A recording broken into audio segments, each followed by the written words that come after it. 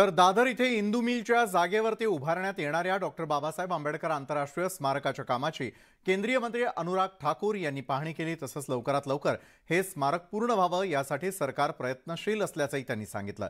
तसंच विविध मुद्द्यांवरून त्यांनी उद्धव ठाकरेंना टोला लगावला। एक ऐतिहासिक क्षण उस समय था जब मोदी जी ने 2018 में नींव पत्थर रखा था इस इंदू मिल में। 1089 करोड़ रुपीस का ये प्रोजेक्ट है, जहां पर लेक्चर हॉल्स भी होंगे, ऑडिटोरियम भी होगा, आउटर और इनर परिक्रमा करने का भी होंगे। और जो मेरे पीछे आप देख रहे हैं, यहाँ पर 450 फुट ऊंची प्रतिमा भी लगाई जाएगी। ये अपने आप में न केवल मुंबई बल्कि भारत के लिए एक आकर्षण का केंद्र बनेगा। 2.5 साल जो व्यक्ति अपने कमरे में घर में ही बंद रहा हो, अपने कार्यकर्ताओं को भी ना मिल पाया हो, जो कोविड के डर से घर से नहीं निकला,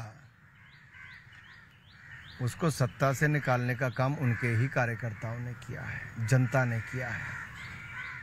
और जब अपनी विचारधारा को छोड़कर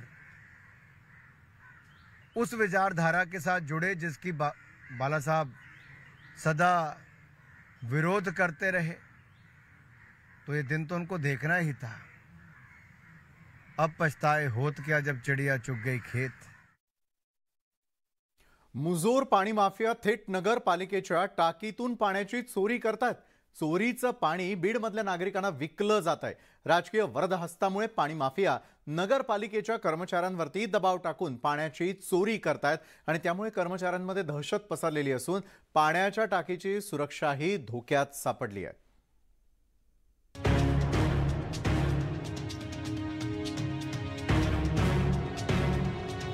मिनी टँकर आणि मोठ्या टँकरमध्ये दिवसाढवळ्या पाणी भरलं जात आहे। नगरपालिकेच्या टाकीतलं पाणी दमदाटी करून टँकरमध्ये भरलं जात आहे।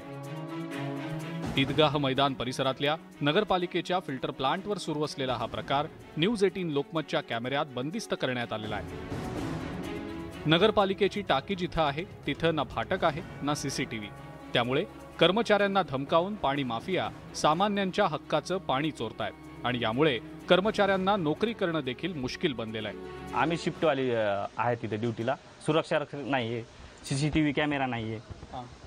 लोक येऊन इथं दाबदडप करतात टँकरसाठी, प्रायव्हेट टँकरसाठी। वरिष्ठांना कळवून ना, त्यांना माहिती सगळं, वरिष्ठांना माहिती सगळं। आम्ही जे इथं प्रत्येक शिफ्टमध्ये 4 जे काम करतो तेच सगळं बघतो आम्ही सुरक्षा रक्षक, आम्हीच पाणी पुरवठा करायचा, आम्हीच सगळं त्याचं पाण्याचं शुद्धीकरण करायचं।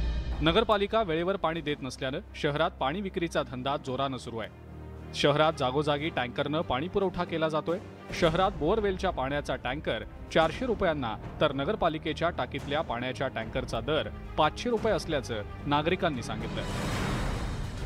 तलावामध्ये पाणी असून बी बीड शहरातल्या नागरिकांना पाणी भेटत नाही, असा विषय आहे।